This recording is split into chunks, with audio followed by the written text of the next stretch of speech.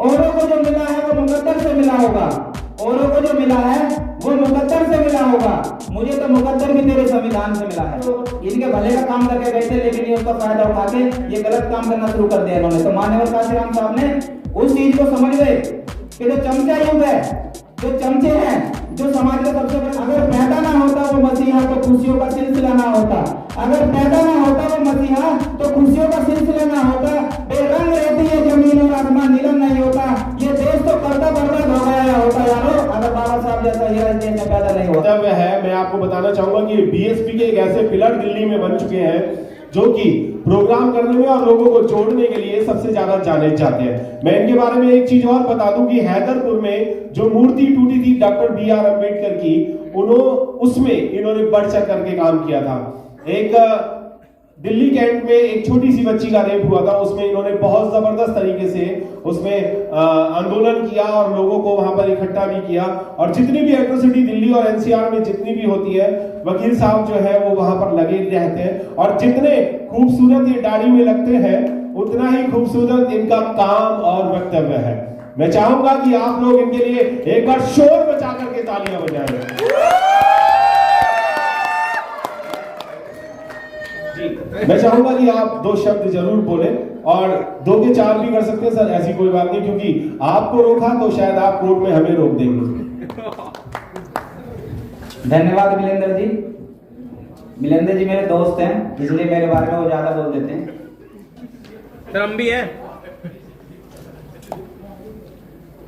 सबसे पहले तो मैं धन्यवाद करना चाहूंगा जो हमारे मीडिया एसोसिएशन है और इसके प्रेसिडेंट मिस्टर बलविंदर जी, सुनील अभय जी, राजकमल जी और मिलिंदर जी और जितने भी मीडिया साथी और यहाँ पे मौजूद हैं, मैं सभी का बहुत बहुत धन्यवाद करना चाहता हूँ कि आपने मुझे मौका दिया यहाँ पर बोलने का। और इन्हीं के साथ एक शख्सियत और है मंच के ऊपर, जो नरेश सिद्धार्थ जी हैं, जो बहुत लंबे टाइम से समाज के अंदर दिल से काम करते हैं। कोई भी ऐसी जगह नहीं बचती दिल्ली के अंदर या दिल्ली से बाहर जहां मैं उनको नहीं देखता हूं। तो साथियों, इसी के साथ मैं सबको क्रांतिकारी जय भीम कहता हूं और अपनी बात मैं शुरू करता हूं। मैं 2 मिनट अपनी बात बोलूंगा। ये रुतबा मेरे सर को तेरे संविधान से मिला है, ये रुतबा मेरे सर को तेरे संविधान से मिला है, ये मान सम्मान भी मुझे तेरे संविधान से मिला है। औरों को जो मिला है वो मुकद्दर से मिला होगा, औरों को जो मिला है वो मुकद्दर से मिला होगा, मुझे तो मुकद्दर भी तेरे संविधान से मिला है। साथियों, जिस मुकद्दर की मैं बात कर रहा हूं, अगर आज मैं यहाँ वकील बन के खड़ा हूं तो ये संविधान की बदौलत है। अगर मुझे मान सम्मान मिला है वो भी बाबा साहब के संविधान की बदौलत है। अगर मुझे वोट डालने का अधिकार मिला है ये भी बाबा साहब के संविधान की बदौलत है। और बहुजन समाज के अंदर जितने जज, प्रोफेसर, इंजीनियर, जज, वकील बने हैं वो भी सब बाबा साहब की बदौलत बने हैं, बाबा साहब के संविधान की बदौलत बने हैं। उससे पहले हम लोगों का अधिकार नहीं था कि हम एजुकेशन ले सके या हम पढ़ने लिखने का अधिकार ले सके। तो ये जो मेरे को मान सम्मान जो मिला है बाबा साहब के संविधान से मिला है। लेकिन साथियों, मैं बताना चाहता हूं कि पिछले बहुत समय से देश के अंदर मुझे लगता है जैसे 2 संविधान बन चुके हैं। बाबा साहब ने कहा था कि अगर संविधान अच्छे हाथों में जाता है तो यह संविधान बहुत अच्छा साबित होगा, अगर यह संविधान गलत हाथों में जाता है तो यह गलत साबित होगा। अगर आज के परिप्रेक्ष्य में हम देखते हैं तो मुझे ऐसा लगता है कि संविधान आज गलत हाथों में है। आप देखिए, जो संविधान का आर्टिकल 14 है वो क्या कहता है? इक्वलिटी बिफोर लॉ, कानून सबके लिए समान है। पर क्या लगता है आप लोगों को कि कानून सबके लिए समान है? जब एक मंत्री का बेटा अजय मिश्रा का बेटा जब किसानों के ऊपर गाड़ी चढ़ा के भाग जाता है और उसके अंदर 8 लोग मर जाते हैं तो उनके ऊपर 304A एक्सीडेंट का केस मुकदमा रजिस्टर्ड होता है। फिर बाद में कोर्ट की इंटरफेरेंस से उसमें 302 का मुकदमा होता है। अगर कोर्ट नहीं होता, बाबा साहब का संविधान नहीं होता तो उसके ऊपर 302 का मुकदमा कतई नहीं होता, क्योंकि वो मंत्री का बेटा है। तो यहाँ पे लगता है कि हमें ये इक्वलिटी बिफोर लॉ नहीं है। अभी आप देखिए रोहित वेमुल्ला, जिसकी शहादत ये जो मनुवादी लोग हैं इनको पता है कि इन्होंने उसको मरने पे मजबूर कर दिया था। तो हमें कब लगता है कि यहाँ पे कोई कानून नहीं है, यहाँ इक्वलिटी बिफोर लॉ नहीं है। अभी हाथरस कांड में हमारी जो बहन, उसको रात के अंधेरे में जला दिया जाता है, वो भी प्रशासन के द्वारा। अभी ऐसे बहुत सारे मुद्दे हैं। अभी मध्य प्रदेश का एक किस्सा है, अभी एक दलित घोड़ी पे चढ़ा, उसको घोड़ी नहीं चढ़ने दी, उसकी बारात नहीं चढ़ने दी, वो मारे। डेली ऐसे केस होते हैं। पिछले 3 साल में दलितों के ऊपर 2 लाख केस रजिस्टर्ड हुए हैं। तो ऐसे में लगता है कि इस देश के अंदर इक्वलिटी बिफोर लॉ नहीं है, क्योंकि बाबा साहब ने कहा था कि जिस दिन ये संविधान गलत हाथों में चला गया तो गलत साबित होगा, तो इसलिए साथियों गलत साबित हो रहा है। आर्टिकल 15 क्या कहता है? आर्टिकल 15 कहता है provided of discrimination on the basis of race, caste, sex, religion और प्लेस ऑफ बर्थ। हम किसी के साथ भेदभाव नहीं कर सकते जाति, धर्म और बर्थ के स्थान के नाम पर। लेकिन अब आप देखिए इस देश के अंदर अभी जो हमारे बलविंदर जी हैं, अभी एक चर्चा की थी उन्होंने कल ही कि एक जो महिला है जो खाना बनाती थी हॉस्टल में, उसका खाना, उसके हाथों से खाना खाने के लिए मना कर दिया लोगों ने, उसके हाथ का खाना खाने से मना कर दिया। तो आप देखिए कि वो कहते हैं कि जाति के नाम पे हम भेदभाव नहीं करेंगे, लेकिन जाति के नाम पे पूरे देश के अंदर भेदभाव हो रहा है। मुस्लिमों के साथ क्या भेदभाव होता है? मुस्लिमों को यहां से भगाने की बात करी जाती है। सिख धर्म के साथ क्या होता है? उनको आतंकवादी बताया जाता है। नक्सलियों को क्या बताया जाता है?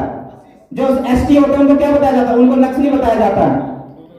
तो जो देश के अंदर जो कुरीतियां हैं, तो आपके सामने वो भली भांति वो दिखाई देती हैं। आप सब लोग जानते हैं कि देश के अंदर क्या होता है। बाबा साहब ने कहा था कि मैं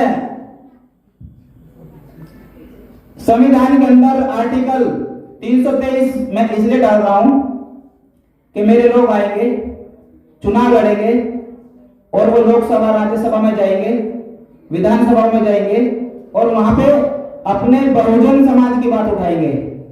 लेकिन यहां पर बाबा साहब मुझे लगता है गलत हो गए। यहां बाबा साहब मुझे लगता है गलत हो गए, क्योंकि बाबा साहब को नहीं पता था, बाबा साहब को यह नहीं पता था कि समाज के अंदर चमचे पैदा हो जाएंगे और इसी आर्टिकल का, इसी संविधान का वो फायदा उठाकर मनोवादी पार्टियों के अंदर जाके वहां से चुनाव लड़ेंगे और संसद के अंदर बैठ के फिर वो तमाशा देखेंगे। बाबा साहब ने ये उम्मीद नहीं करी थी इनसे। लेकिन जो अब आप लोग देखते हैं कि हमारे जो दलित सांसद नहीं है क्या, विधायक नहीं है क्या, राज्यसभा में भी है, लोकसभा में भी है, विधानसभा में भी है, लेकिन जो बीजेपी का, कांग्रेस का और आम आदमी पार्टी के विधायक और सांसद हैं, क्या वो आप लोगों की बात उठाते हैं? बहुजन समाज की बात उठाते हैं? वो वहां चुप बैठे रहते हैं। आज भी 114-15 जो सांसद संसद के अंदर बैठे हैं, लेकिन वो आप लोगों की बात नहीं उठाएंगे, क्योंकि उन्होंने बाबा साहब की विचारधारा को छोड़ के, बाबा साहब की विचारधारा को लात मार के तब पार्टी ज्वाइन करी है। उनकी विचारधारा जो मनुवादी विचारधारा होती है, और ऐसे में हम अपने समाज का उद्धार नहीं कर सकते साथियों। इसी के ऊपर मान्यवर काशीराम साहब ने एक बुक लिखी थी, चमचा युग। मैंने वो अच्छी तरह पढ़ी है। तो मान्यवर काशीराम समझ गए थे कि जो बाबा साहब जो इनके भले का काम करके गए थे, लेकिन ये उसका फायदा उठा के ये गलत काम करना शुरू कर दिया इन्होंने। तो मान्यवर काशीराम साहब ने उस चीज को समझ गए कि जो चमचा युग है, जो चमचे हैं, जो समाज के सबसे बड़े दुश्मन है। क्या आज आप देखिए 70 साल देश को आजाद हो गए, 70 साल हो गए देश को आजाद हुए। अभी बात कर रहे थे कि हमारा जो सोशल मीडिया काम करता समाज का, बस हमारा मीडिया ही नहीं है। 70 सालों में हमारा मीडिया नहीं बना आज तक। वो क्यों नहीं बना?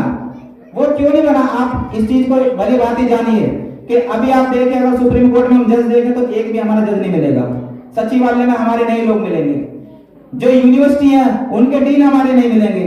जो बैंकों की बड़ी ब्रांच है उनमें हमारे लोग नहीं मिलेंगे। हमारे लोग हैं कहां? ये हमें सोचने वाली बात है कि हमारे लोग मिलेंगे कहां पे। यही मनुवाद है। 70 साल में हम अभी कहां तक पहुंचे हैं आप सब लोग देख सकते हैं।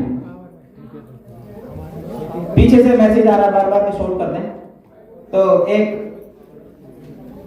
शेर सुना के मैं अपनी बात खत्म करूंगा।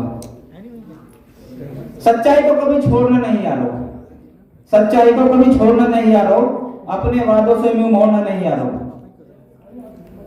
जो भूल गए हैं मिशन बाबा साहब का, जो लोग भूल गए हैं मिशन बाबा साहब का, ऐसे लोगों से रिश्ता जोड़ना नहीं यारो। क्योंकि क्योंकि अगर पैदा ना होता वो मसीहा तो खुशियों का सिलसिला ना होता, अगर पैदा ना होता वो मसीहा तो खुशियों का सिलसिला ना होता। बेरंग रहती है जमीन और आसमान, नीलम नहीं होता, ये देश तो कब का बर्बाद हो गया होता यारो, अगर बाबा साहब जैसा हीरा इस देश में पैदा नहीं हुआ होता। जय भीम होता।